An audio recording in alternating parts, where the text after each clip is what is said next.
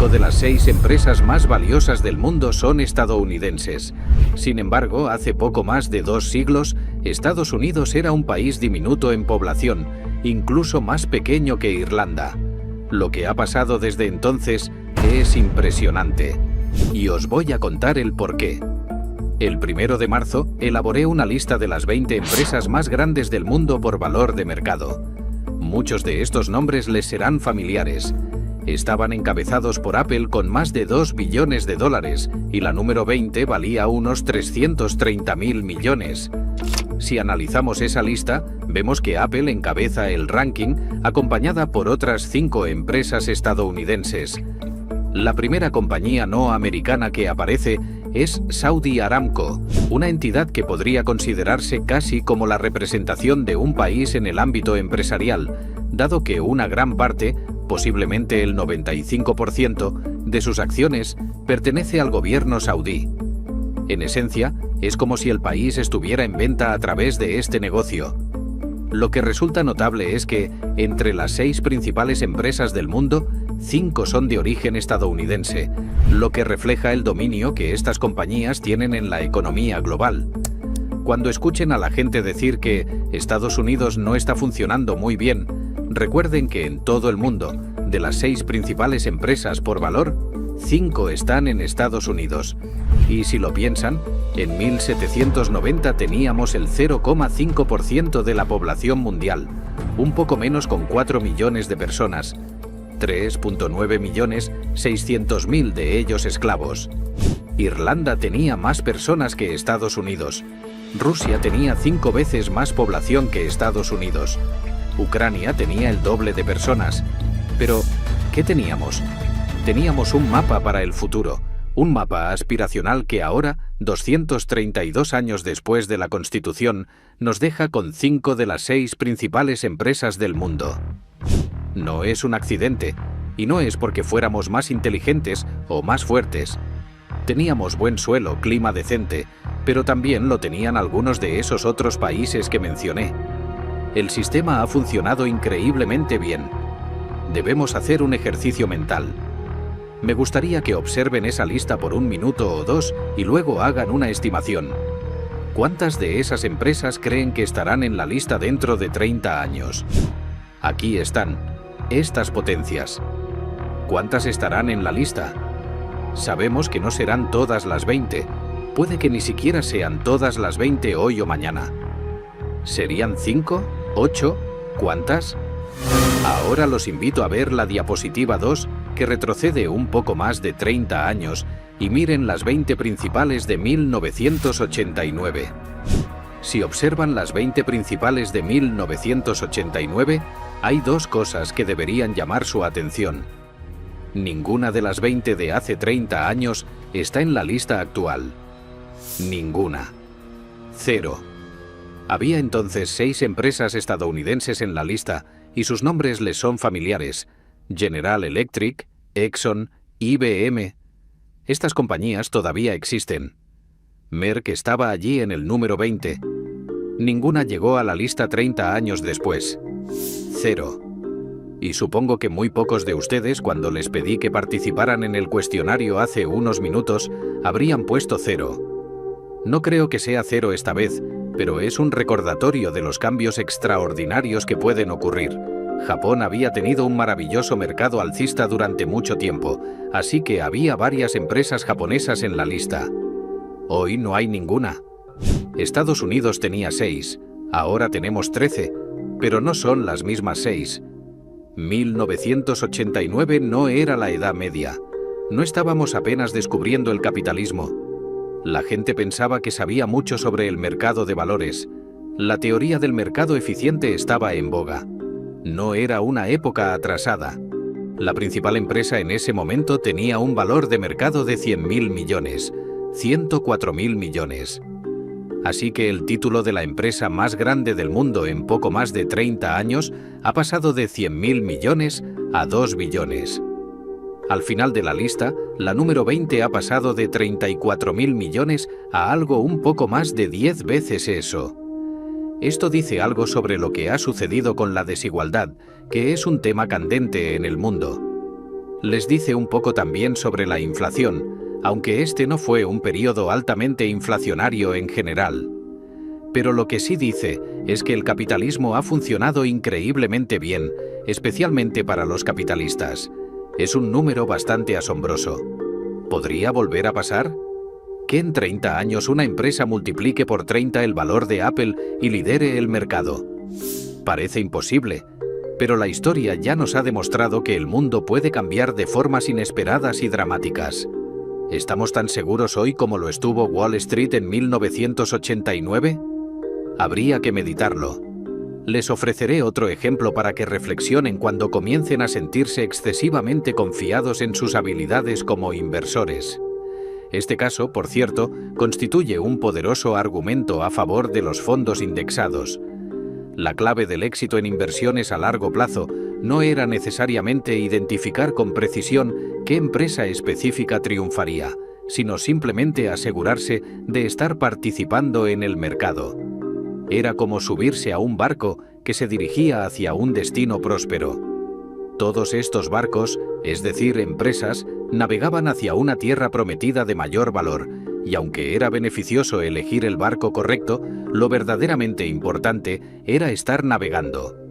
Incluso si no seleccionabas las empresas con mejor desempeño, podías obtener excelentes resultados simplemente manteniendo una cartera diversificada de acciones. En mi opinión personal, las acciones estadounidenses serían la mejor elección para este enfoque.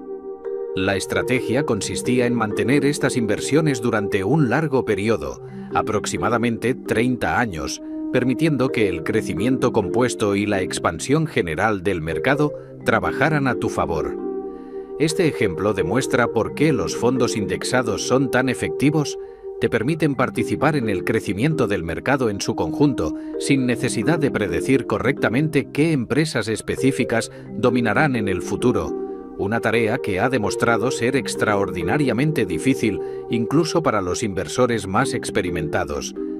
Pero si pensabas que sabías mucho sobre qué empresas elegir, o la persona que contrataste a la que le pagabas mucho dinero tenía todas estas ideas, puedo decirte que sus mejores ideas en 1989 no necesariamente funcionaron tan bien. Sin embargo, sí dieron un gran resultado, pero debido al crecimiento sostenido de los mercados. La gente se siente poderosamente atraída por industrias que están de moda. Existe esta tendencia donde los inversores se entusiasman excesivamente con sectores específicos que están generando revuelo en un momento dado. Cuando una empresa simplemente anuncia que opera en esa industria popular del momento, inmediatamente adquiere un atractivo especial. Este fenómeno permite que estas empresas lancen ofertas públicas iniciales o utilicen vehículos como las compañías de adquisición de propósito especial para captar capital con facilidad. Lo preocupante es que, en medio de esta euforia, los inversores frecuentemente pasan por alto métricas fundamentales que realmente importan. Los números de ventas reales, las cifras de ganancias concretas y otros indicadores financieros básicos. La lógica racional queda suspendida temporalmente, reemplazada por un razonamiento simplista basado en la idea de que hay que invertir en ese sector simplemente porque es el lugar donde hay que estar ahora mismo. Este comportamiento de rebaño ha provocado burbujas en numerosas ocasiones a lo largo de la historia financiera y raramente termina bien para quienes llegan tarde a la fiesta. Así que permítanme preguntarles, ¿cuál era el lugar donde estar en 1903? Mi padre nació en 1903. No fue una gran noticia, pero sí lo fue que Henry Ford estaba comenzando la Ford Motor Company. Había fracasado un par de veces antes, pero estaba a punto de cambiar el mundo. El automóvil transformó el país. Tenemos una gran compañía de seguros de automóviles. Si no hubiera autos, no tendríamos Geico. Ford introdujo el salario diario de $5, que fue algo enorme. Las líneas de montaje, todo. Los automóviles llegaron. Supongamos que hubieran visto un vistazo rápido en 1903 de todas las autopistas interestatales. 290 millones de vehículos en las carreteras de Estados Unidos. Todo indicaba que serían los coches, los automóviles, la inversión correcta. poseemos una empresa llamada Marmon. La compramos a la familia Pritzker hace algunos años. Los Pritzker habían construido este negocio a partir de muchas empresas que habían adquirido. El nombre de su empresa era Marmon. No sé exactamente por qué Jay y Bob decidieron llamarla Marmon, pero poseían una empresa llamada Marmon, que en 1911 había sido la compañía cuyo auto ganó la primera Indy 500. Tal vez por eso la llamaron Marmon. Estaban orgullosos del hecho de que la compañía en 1911 ganó la primera Indy 500. Marmon también fue la empresa responsable de inventar el espejo retrovisor, aunque en realidad no estoy completamente convencido de que esto representara una contribución extraordinaria para la sociedad. Es el tipo de invento que, particularmente en el ámbito doméstico, probablemente no querrías destacar demasiado como un gran logro. La historia detrás de este invento es bastante curiosa y pragmática. Durante la participación de Marmon en la carrera Indianapolis 500, tenían un sistema donde habitualmente una persona se sentaba junto al conductor con la tarea específica de mirar hacia atrás para monitorear las posiciones de los competidores e informar al piloto. Sin embargo, en una ocasión particular, este asistente estaba enfermo y no pudo cumplir su función. Ante esta situación imprevista, como solución improvisada pero ingeniosa, desarrollaron e instalaron el espejo retrovisor. Lo que comenzó como una solución a un problema muy específico en el contexto de las carreras, acabó convirtiéndose en un elemento estándar en todos los automóviles modernos. Es un ejemplo fascinante de cómo las innovaciones a veces surgen de necesidades inmediatas y acaban teniendo aplicaciones mucho más amplias que las originalmente previstas. Supongamos que decidiste que los automóviles eran esta cosa increíble y que algún día habría una Indy 500 y algún día habría espejos retrovisores en los coches y algún día 290 millones de coches estarían danzando por Estados Unidos. Decidí mirar la historia y pensé en mostrar la lista de compañías automotrices a lo largo de los años. Originalmente iba a mostrar solo las que comenzaban con M para poder ponerlas en una diapositiva. Pero cuando llegué a las M, la lista seguía y seguía. Así que decidí mostrar solo las que comenzaban con MA. Como pueden ver, había casi 40 compañías que entraron en el negocio automotriz solo comenzando con MA, incluida nuestra pequeña Marmon, allí en la columna del medio, que duró bastante tiempo. Todavía vendía coches en la década de 1930 que eran realmente bastante especiales. En cualquier caso, hubo al menos 2000 compañías que entraron en el negocio automotriz porque claramente tenían este futuro increíble. Y, por supuesto, recuerden que en 2009 quedaban 3, 2 de las cuales se declararon en bancarrota. Hay mucho más en la selección de acciones que averiguar qué industria va a ser maravillosa en el futuro. La compañía Maytag sacó un coche, DuPont sacó un coche, estaba la Nebraska Motor. Todos comenzaron compañías de automóviles, al igual que todos están comenzando algo ahora con lo que pueden obtener dinero de la gente. Pero hubo muy pocas personas que eligieron al ganador. No se podía invertir en Ford Motor. Henry Ford tenía algunos socios y realmente no le gustaban, así que encontró una manera de comprarlos. Esa fue una especie de comienzo de la financiación automotriz. Es una larga historia, pero no entraremos en eso. No se podía comprar Ford Motor y, por supuesto, General Motors se convirtió en la compañía dominante. Finalmente, Henry Ford no hizo realmente la transición del modelo T al modelo A muy bien. Quiero compartirles un consejo valioso para quienes están comenzando en el mundo de las inversiones. Alguien me preguntó si podría garantizar un rendimiento anual del 50% si tuviera que empezar de nuevo con menos de $1 millón. Es una excelente pregunta y me alegra que la hayan planteado. En mi caso particular, la respuesta estaría en la dedicación exhaustiva. Sumergirme en aproximadamente 20.000 páginas de información financiera. Por ejemplo, cuando me interesaban los ferrocarriles, revisé minuciosamente el manual de transporte de Moody varias veces.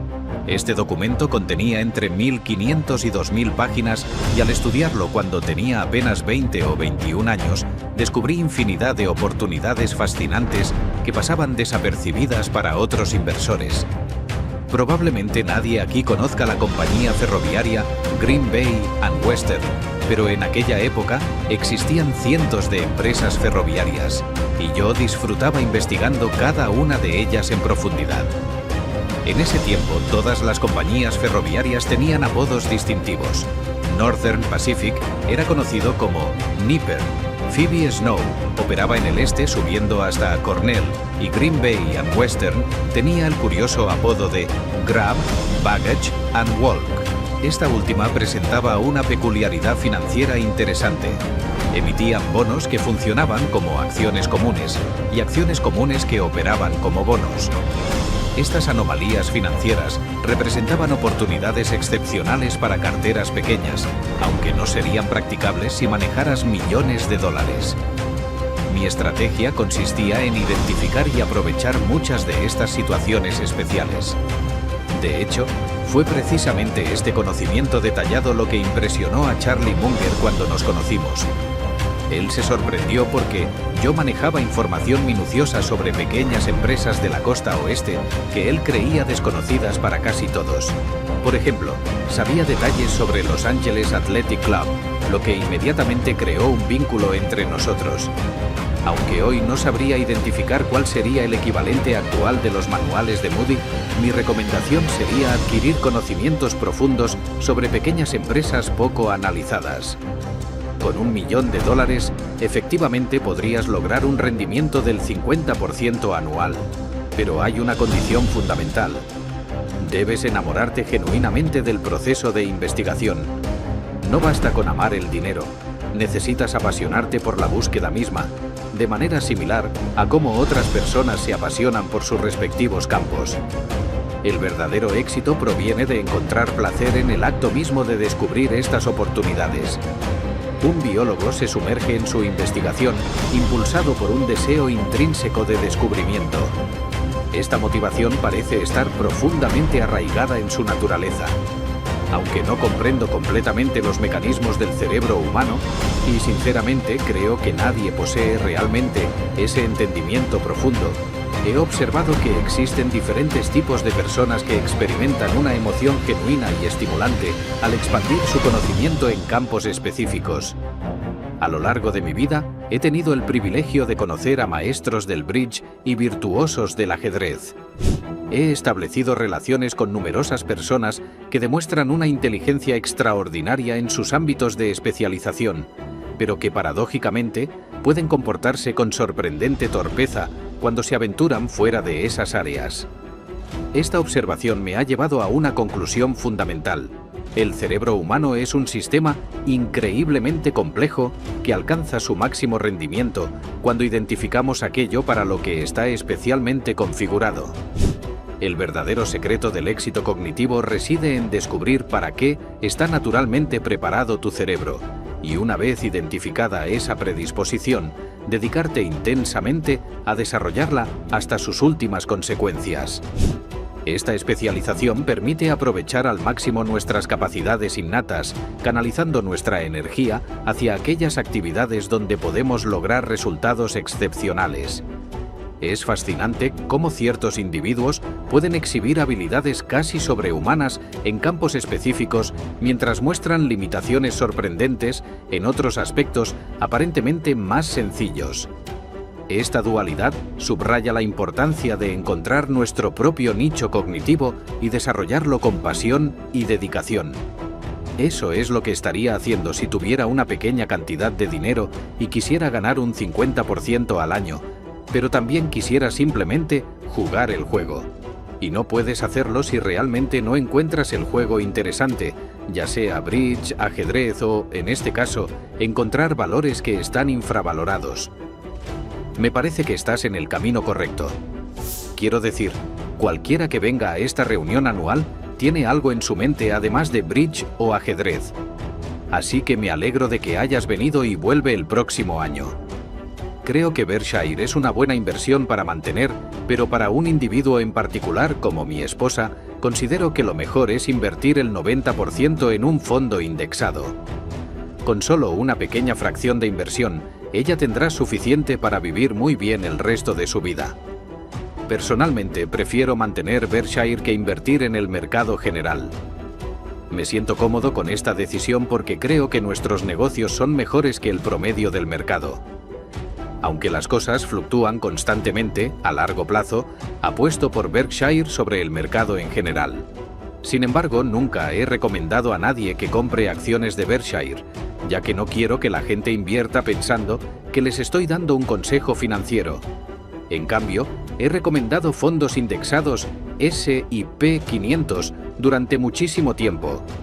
He hecho público que, después de mi muerte, el fondo para mi viuda estará compuesto por un 90% en un fondo indexado S&P 500 y un 10% en bonos del tesoro. Los aranceles suelen venderse como una herramienta para proteger la economía local, impulsar la industria nacional y crear empleo. Pero la verdadera pregunta que deberíamos hacernos es, ¿y después qué? La historia nos ha mostrado que las decisiones económicas rara vez tienen efectos aislados. Cuando un país impone barreras comerciales, no solo afecta el precio de los productos importados, sino que desencadena una cadena de reacciones que pueden transformar la economía global durante décadas. Lo que hoy parece una solución sencilla para proteger ciertas industrias, mañana podría convertirse en una trampa que ralentiza el crecimiento, encarece el costo de vida y provoca tensiones comerciales a nivel internacional. Las consecuencias de estas decisiones no siempre son evidentes a primera vista, pero entenderlas es clave para anticipar hacia dónde se dirige el mundo, porque, al final, la economía es un juego de causas y efectos, y todo lo que sube, en algún momento tiene que bajar.